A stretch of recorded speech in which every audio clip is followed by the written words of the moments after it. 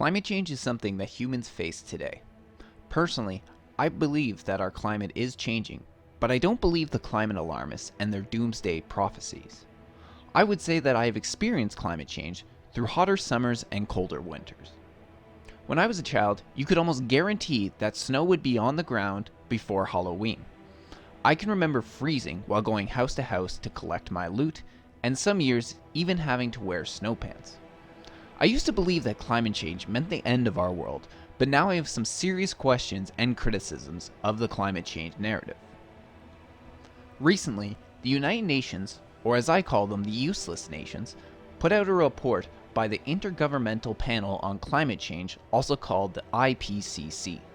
In the report, they stated that we have 12 years to limit climate change to 1.5 degrees Celsius before the repercussions are too severe and we reach the point of no return by latest 2040, but most of them were putting the predictions by 2030. This has led to many politicians and world leaders to double down on their carbon tax, such as Canadian Environmental Minister Catherine McKenna. The carbon tax has been something that the Trudeau government and many other progressive governments around the world have been pushing, but a lot of the average people are against it. This is because the carbon tax would put a price on people to fill their cars and heat their homes. The average household can't afford any more bills, especially lower income houses, who tend to live paycheck to paycheck and also have enough debt already. At best, experts are divided on the subject of whether a carbon tax works, but it seems to me that there is more evidence to support the idea that it doesn't curb emissions and is just a tax grab. It would be damaging to businesses and Canada's ability to compete on the world stage with our Albertan oil sands, which are a big revenue for the Canadian GDP. It appears that this is even admitted by Trudeau, since the Financial Post article released on the 1st of August 2018 states that the Liberal government was easing the carbon tax threshold to help Canadian big businesses compete. As it stands, the Trudeau government's plan for a carbon tax would start at $50 per ton, which is 1,000 kilograms or 2,205 pounds, and after 2022, it would increase to be about $70 per ton. It is worth mentioning, however, that recently Catherine McKenna has been on the record of supporting a carbon tax as high as $100 per ton through her support for the organization Put a Price on It Canada. The IPCC calls for a ridiculous price that should be set on carbon.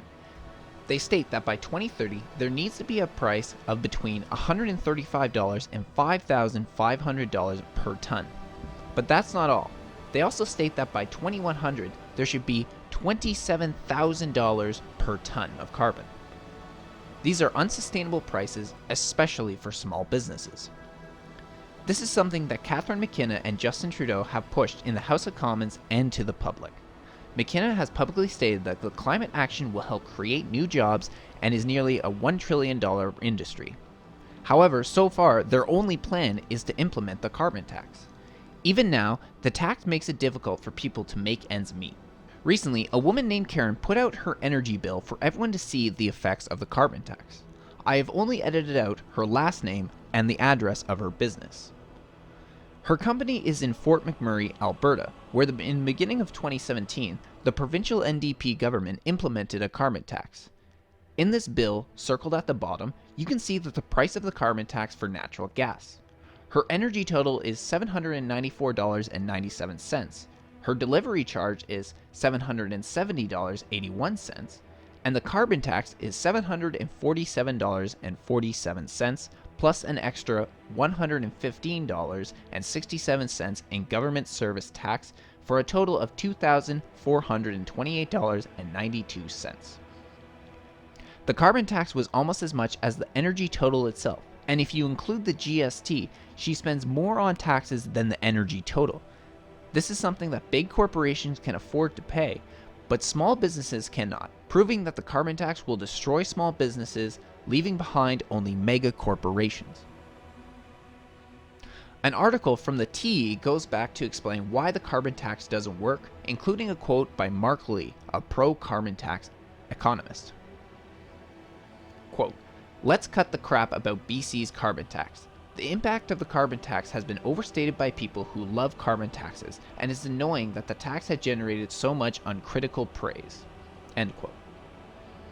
And the crowning glory of BC's effort is the carbon tax introduced in 2008. The tax now adds 6.67 cents a liter for the price of gasoline and imposes costs on other fuels for residents and industries. Quote, "We think in British Columbia a carbon tax is a really successful way to go," end quote. Clark said in November 2015 before jetting off to Paris climate change talks. Clark is the old premier of British Columbia. The only problem is the BC carbon tax doesn't work. Whether you look at greenhouse gas emissions or economic statistics, BC carbon tax has tanked. Mark Lee, senior economist for the Canadian Centre of Policy Alternatives in the province, likes carbon taxes, but, quote, "don't believe the hype on BC's carbon tax," end quote, he says. The reality is that since 2010, BC's greenhouse gas emissions have increased every year. As of 2013, they are up 4.3% above 2010 levels, Lee writes on the CCPA website. Even on a per capita basis, emissions have risen. Gerald Butts, a longtime friend of Justin Trudeau and his principal secretary, retweeted an article discussing BC emissions and carbon pricing to make the argument that a carbon tax should be implemented. Little did he know that the opposite is true. This was then backed up by Environmental Minister Catherine McKenna. What is more interesting is an article from The Guardian that states that only 100 companies are responsible for 71% of the global emission. The article states, just 100 companies have been the source of more than 70% of the world's greenhouse gas emissions since 1988, according to a new report. The Carbon Majors report pinpoints how a relatively small set of fossil fuel producers may hold the key to systematic change on carbon emissions, says Pedro Faria, technical director at environmental nonprofit CDP, which publishes the report in collaboration with the Climate Accountability Institute. The article provides the names of the 100 companies. I took a scroll through and checked them out. Of the top 100, 4 of the companies on the list are Canadian companies. The first is number 60, Suncor Energy Inc., which produces 0.22% of the emissions. Second is number 67, which is the Canadian Natural Resource Ltd., which produces 0.17% emissions. Then it's number 85, Husky Energy Inc., that produces 0.11% emissions. And number 92 is Teck Resource Ltd., which produces 0.09% emissions. This produces a whopping 0.59% of the global emissions. Despite this, the Trudeau government is trying to make us all pay through a carbon tax. You will pay for all these companies when most of them operate halfway across the globe. On top of this, we import our oil from these companies and countries that are contributing to global emissions rather than from our own oil sands, which are cheaper, cleaner, and safer to transport. At the same time, our government has destroyed the value of our oil sands. Because of this, we export our oil to the US for dirt cheap, and we lose billions of dollars in revenue every year. Since oil is so significant to our economy, the carbon tax and the Liberal government's policies on pipelines are only making Canadian life much more difficult. Despite this, the Trudeau government is attempting to pass Bill C-69, which will give Environment Canada a wide range of powers to kill future pipeline projects in Canada. On top of this, many activists and articles, such as the one by The Guardian, are saying we need to cut our meat-eating diet by 90% to help combat climate change and calls for major changes to our agricultural industry. They are very limited and general in their descriptions of what the reason for this is, stating that greenhouse gas emissions from livestock, deforestation, and water pollution are the main cause. This is quite different from what we have been told over the past few years. There is no doubt that livestock has contributed to greenhouse gas emissions, the main one people have pointed to being cows because they burp and fart methane gas, which is much worse for the environment than carbon dioxide. This has led some farmers to change the diet of the cows, such as feeding them seaweed to try and get them to produce less methane. So wouldn't the opposite be true, and we should eat more beef and meat in order to prevent them from putting the methane out into the atmosphere? Otherwise, we are still stuck with animals who will produce more greenhouse gas emissions. unless they plan on a mass slaughter of cows, pigs, and other livestock that produce these emissions, how will eating less meat curb these emissions, especially since cows have a lifespan of 18 to 22 years and pigs can live for 8 years, yet we must curb these emissions within the next 12 years. An article from Reuters also poked holes in the idea. The article's headline was called "Fighting Global Warming One Cow Belch at a Time." It was written on July 19, 2018. Livestock are responsible for about 14.5% of global greenhouse gas emissions, according to the United Nations Food and Agricultural Organization.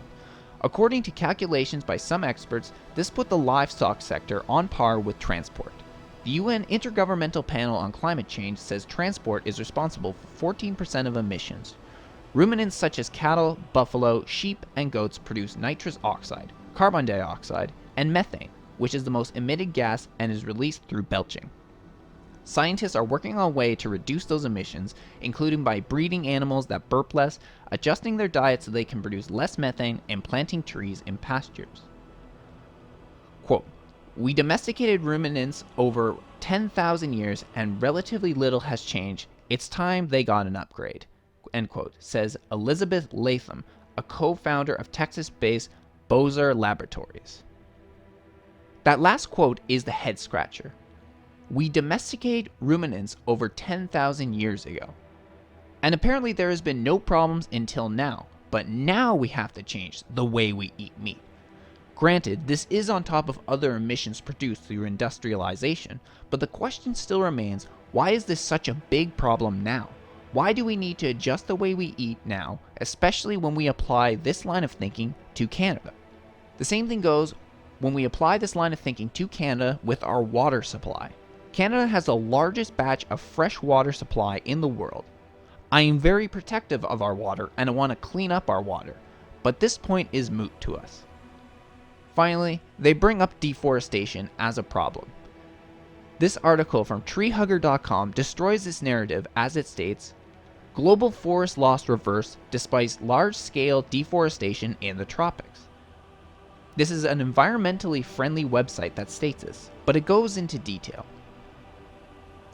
The increase in vegetation primarily came from a lucky combination of environmental and economic factors and massive tree planting projects in China, said Dr. Yi Liu, lead author of UNSW Australia.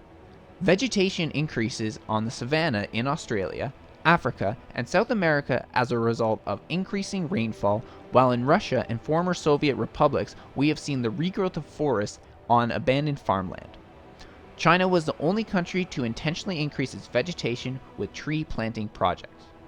Previous analysis of vegetation biomass focused on forest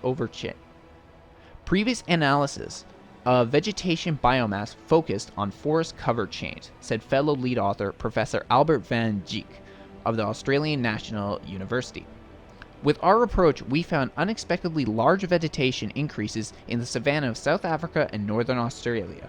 The increase in Australia occurs despite ongoing land clearing, urbanization, and big droughts across other parts of Australia. To me, the timing of the IPCC report is weird. It is weird because the events of the UN over the last year. The UN is a corrupt organization that is concerned with control, but also with money. They want the country members to pay them large amounts of money so they can operate, and in doing so undermine the sovereignty of independent nations. Let's look at what's happened over the last year. Donald Trump became president of the United States in January 20th, 2017, and he made it clear from the get-go that he was not a fan of the United Nations. He has butted heads with the UN ever since, but on January 25th, 2017, Trump signed an executive order that reduced the funding from the United States to the UN. The US is the biggest contributor monetarily to the UN. This happened again nearly a year later. In December 2017, Trump cut funding to the UN again, worth $285 million because the US recognized Jerusalem as the capital of Israel and the UN wasn't happy. Trump has continued to make cuts to the UN over the course of 2018, which has affected the UN negatively. There is no doubt that the UN has felt the crush from these cuts. In the summer, it became public that the UN was going broke. An article from The Week dated July 27, 2018 goes into detail. With the headline, "Why is the UN running out of money?" Secretary General warns member states to pay up or face urgent cuts. United Nations Chief Antonio Guterres has warned that the organization is running out of money and urges member states to pay up or face the consequences. In a letter sent to member states and UN staff on Wednesday, Guterres said that the UN has, quote, never faced such a difficult cash flow situation this early in the calendar year, end quote. He wrote, "An organization such as ours should not have to suffer repeated brushes with bankruptcy. But surely the greater pain is felt by those we serve when we cannot, for want of modest funds, answer their call for help." So why is the UN in such dire financial straits? As Guterres claims, one reason is simply member states are failing to pay their dues. They claim that the reason they are running out of cash is because members are not paying their dues. However, it seems clear that it is really because of Trump's cuts. Then, just a few months later, we hear that the world is on the brink of destruction due to climate change, and because of it, everyone has to pay ridiculous costs through carbon pricing. So far, I have found nothing to suggest that the money would be sent straight to the UN, but when you weigh the evidence, it seems obvious to me that this is what will happen, especially since Trudeau loves to give Canadian taxpayer money away to other nations. The problem is we've heard this story before. In 2006, when Al Gore's movie An Inconvenient Truth came out, he predicted terrible repercussions for humanity due to climate change. Much of the data used was either proven false or was way too alarmist. Remember, according to Gore, half of Florida and many coastal cities should be underwater by now, yet they are not. It is also worth noting that Al Gore has made huge profit off this movie. Al Gore's net worth is $300 million as of May 2017. Other climate alarmists have made large amounts of money off their doomsday prophecy, such as David Suzuki, who is worth $25 million. If these climate alarmists truly believe that this is the end of the world due to climate change, then why do they not heed their own warnings? Recently, a study showed that climate change skeptics are more eco-friendly, produce a smaller carbon footprint than climate alarmists, take more public transportation, and recycle more. Notice how Catherine McKenna seems to fly to conferences all over the world to discuss climate change when planes are actually some of the worst polluters. In the age of the internet, she could have made international calls or Skyped into these conferences, and it would be much cheaper as well as safer for the environment.